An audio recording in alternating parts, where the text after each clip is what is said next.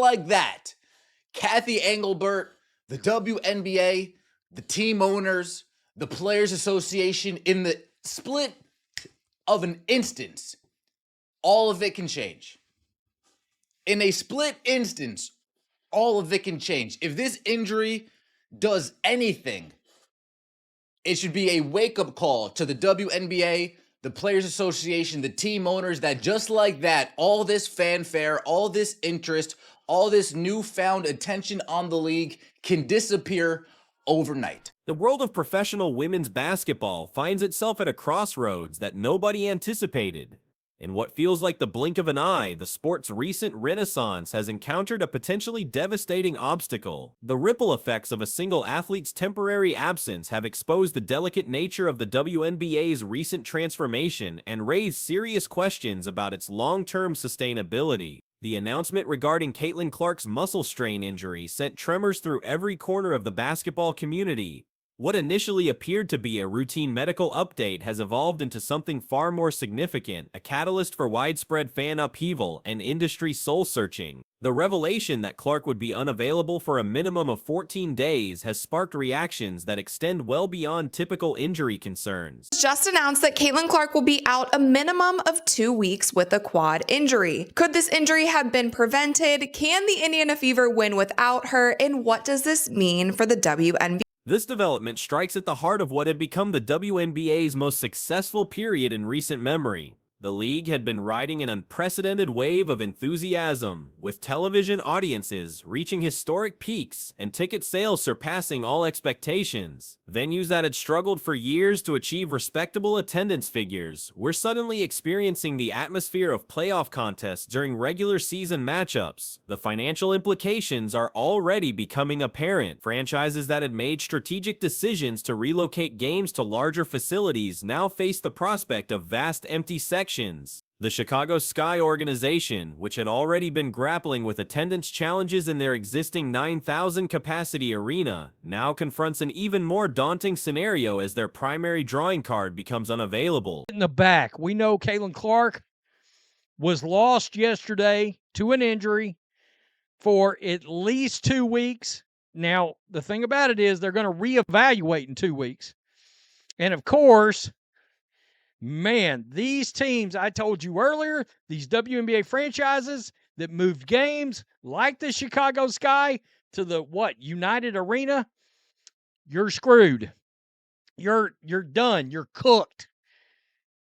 Nobody is going to show up to this thing. Chicago Sky can't sell out their own 9,000-something seat arena like it is. They couldn't when they were kind of decent. The response from Clark's devoted following has been both immediate and uncompromising. Digital platforms are witnessing an avalanche of protest declarations and viewing boycotts. These aren't casual fans expressing mild disappointment. These are passionate supporters who had transformed routine basketball games into cultural events. Their collective decision to temporarily abandon the sport represents a seismic shift in the league's engagement metrics. The medical specifics of Clark's condition, a muscular strain affecting her left quadriceps, might appear relatively minor within the context of professional athletics, yet the ramifications stretch far beyond the physical diagnosis. This enforced absence, with its uncertain duration pending medical reassessment, represents perhaps the most significant challenge the Indiana Fever organization has faced this season. Oh my God, guys, breaking news. Caitlin Clark is hurt. I didn't believe it when I saw it myself. She's injured. She has a quad injury, a left quad injury. It's a quadriceps strain, and the team announced today, about 2 hours ago, she's going to be out 2 weeks at the minimum. 2 weeks. Without Caitlin Clark, this team is finished. The scheduled reevaluation date of June 9th provides a tentative timeline, but medical professionals emphasize that this represents merely a checkpoint rather than a guaranteed return date. The possibility exists that Clark's absence could extend considerably longer, potentially affecting the remainder of the competitive season. Such an extended timeline would fundamentally alter the landscape of women's professional basketball. Indiana's supporting cast now confronts responsibilities they hadn't fully anticipated. Assuming Aaliyah Boston finds herself thrust into a more prominent role, while Kelsey Mitchell must elevate her contribution significantly. The coaching staff, led by Stephanie White, faces the monumental task of reimagining their entire strategic approach. Systems and plays designed around Clark's unique skill set must be completely overhauled. It's the latter. It could mean that Caitlin Clark could potentially miss the rest of the season. This 2-week timetable that people are running with, that's just when Caitlin Clark is going to be reevaluated. As of now, she will be reevaluated on June 9th.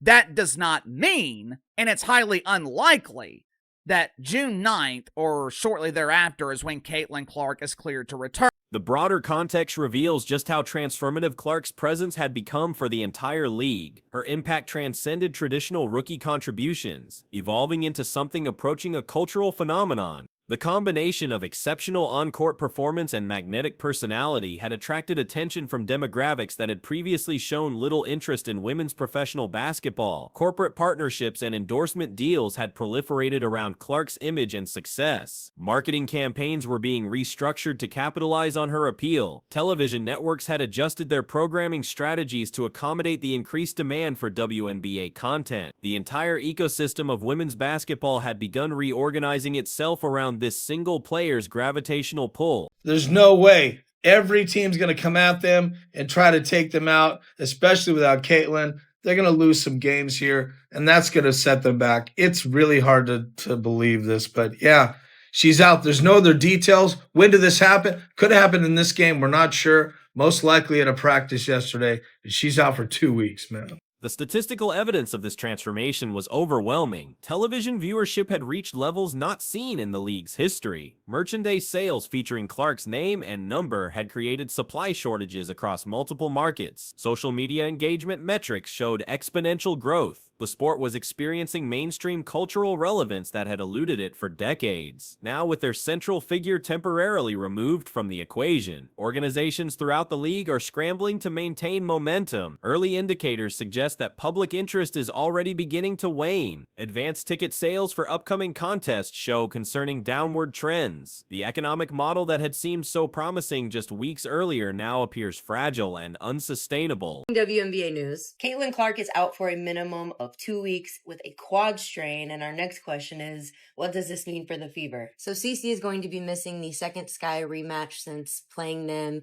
the first weekend of the season, which is definitely a bummer, but on the bright side, this injury doesn't seem too bad. It's just some quad tightness. But fear not, Fever fans. We talked to Caitlin earlier this month, and she doesn't seem too worried about the depth of this roster. So I think our depth is probably what I would worry about the most. You know, if somebody doesn't have it one night, you're just going to the next person on the bench and the next person. And, you know, we're going to have to be able to find a way to use that to the best of our ability. Caitlin seems like she has faith in her team, but we will see how this squad performs on the court without their number one player. This situation illuminates uncomfortable realities about the current state of women's professional basketball. Despite featuring numerous exceptional athletes delivering consistently outstanding performances, the league's recent surge in popularity appears heavily dependent on a single individual's presence. This concentration of star power creates both opportunities and vulnerabilities that the organization must now confront. Throughout the league, elite players continue demonstrating remarkable skills and competitive excellence. Breanna Stewart maintains her dominant presence in New York. Kalia Copper delivers spectacular performances in Phoenix. Aja Wilson continues her consistent excellence. Diana Taurasi still showcases her veteran brilliance. Yet without Clark's magnetic appeal, these achievements struggle to generate comparable attention or excitement. Just as I started talking about Caitlin Clark being in the MVP race, it is announced that she suffered a left quad injury and she is going to miss at least 2 weeks. And this is such a bummer because the Fever were off to a great start this season. Caitlin Clark was playing out of her mind. She had already broken some records in the first 3 games, and now she's going to be sidelined for 2 weeks. We'll see how the team will hold up without her. Obviously, she's the primary ball handler, playmaker, and shot maker.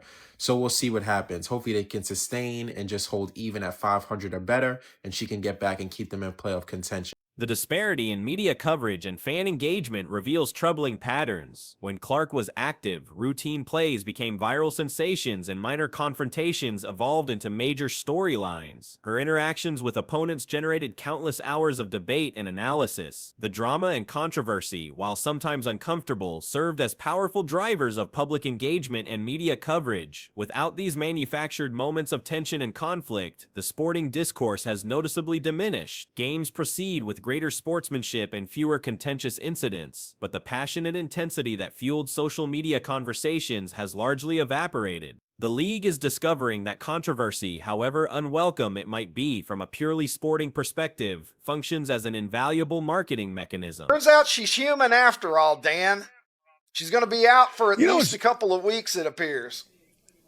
Yeah, you know what's interesting about Caitlin Clark? Remember last year, she played in the Final Four. Right after that, she went immediately to the WNBA. Draft came, season started, and, didn't miss a beat. And all of a sudden, she got a little rest and comes back, gets a little banged up.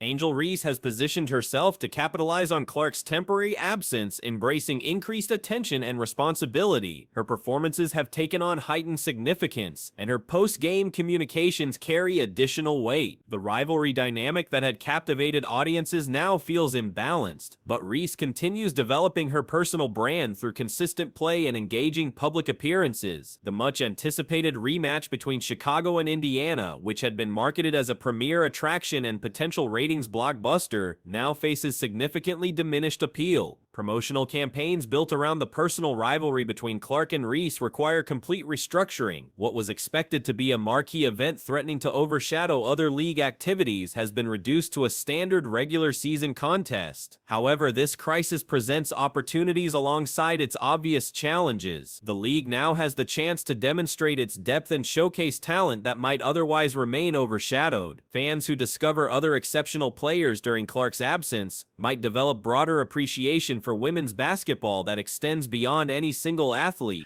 Big news just released by the Indiana Fever. Caitlin Clark has suffered a quad injury, and she's going to be out for a minimum of 2 weeks.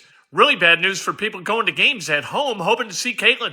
Organizations like the Fever must prove their viability as complete franchises rather than vehicles for individual stardom. If Indiana can maintain competitive performance during this challenging period, they will emerge as a more well-rounded and resilient organization. Other franchises have the opportunity to capture attention and build their own fan bases without competing against Clark's overwhelming appeal. The injury also provides Clark with essential rest following an intensive transition from collegiate to professional competition. Her schedule had been relentless, moving directly from the NCAA tournament into WNBA action without meaningful recovery time. This enforced break, while unwelcome in the short term, might prove beneficial for her long-term physical and mental well-being. Clark's eventual return to action promises to generate enormous anticipation and excitement. Her comeback narrative will extend far beyond typical injury recovery stories, representing instead a renewal of the energy and enthusiasm that had transformed the league. The additional storyline of overcoming adversity could make her already compelling narrative even more powerful and marketable. The WNBA, there was nothing on the TV, so I said, why do I just support women? I'm a proud feminist anyways. It was one of the worst things I've ever watched. All I saw was straight bricks. But Caitlin Clark might be a demigorgon. That girl can hoop. I will. We're seeing in real time the Angel Reese psychological meltdown as she's actually being forced to grasp the fact that the thing that she is best at in her life, which is basketball, Caitlin Clark is exponentially better at than she is. The current circumstances serve as a crucial learning experience for all stakeholders in women's professional basketball. League administrators, franchise owners, and player representatives must recognize how rapidly momentum can shift and how dependent their recent success has become on a single individual's contributions. Building sustainable growth requires developing multiple stars and creating systems that can withstand individual absences. The financial implications extend beyond immediate ticket sales and viewership numbers. Merchandise inventories built around Clark's popularity now represent potential losses. Advertising campaigns require restructuring. Broadcast partnerships may need renegotiation. The entire economic model that seems so promising requires reevaluation and adjustment. For fans who have chosen to boycott the league during Clark's absence, this decision represents more than disappointment about missing their favorite player. It reflects a deeper emotional investment in her success and a belief that the WNBA without Clark offers insufficient entertainment value. This perspective, while understandable from a consumer standpoint, highlights the league's challenge in developing broader appeal. The situation also reveals the complex relationship between individual stardom and team sports success. While Clark's presence had elevated the entire league's profile, it had also created unrealistic expectations and unsustainable dependencies. The challenge now involves maintaining growth while developing multiple focal points for fan engagement and media attention. Other sports leagues have faced similar challenges when their biggest stars were temporarily unavailable. The NBA during Michael Jordan's brief retirement, the NFL during Tom Brady's suspension, and Major League Baseball during various superstar injuries all provide relevant case studies. The key difference lies in the relative maturity and established fan bases of those leagues compared to the WNBA's still developing market presence. The next several weeks will determine whether the WNBA's recent surge represents genuine, sustainable growth or merely reflects the temporary impact of one exceptional individual. The league's ability to maintain engagement, preserve attendance figures, and continue attracting new fans during Clark's absence will provide crucial insights into its long-term viability and market position. Television networks and streaming platforms that had increased their WNBA coverage based on Clark's appeal now face difficult decisions about maintaining their investment levels. Advertisers who had targeted the expanded audience she attracted must reevaluate their strategies. The entire media ecosystem surrounding women's professional basketball requires recalibration. Clark's eventual return, assuming her recovery proceeds as expected, will likely generate unprecedented excitement and attention. The combination of pent-up demand from her absence, the narrative of overcoming injury, and her presumed determination to reclaim her position will create ideal conditions for a triumphant comeback story. The league that learns to function without her will welcome back its biggest star with renewed appreciation and understanding of her value. Meanwhile, the WNBA continues navigating this unprecedented situation, attempting to prove that the infrastructure Clark helped establish can survive temporary disruptions and emerge stronger. The outcome will influence the future direction of women's professional basketball and determine whether this setback represents a minor obstacle or a fundamental threat to the sport's recent progress. The lessons learned during this period will shape strategic decisions for years to come, influencing how the league develops stars, markets its product, and builds sustainable fan engagement that extends beyond any single player's career. The current crisis, while challenging, may ultimately prove instrumental in creating a more resilient and diversified foundation for women's professional basketball.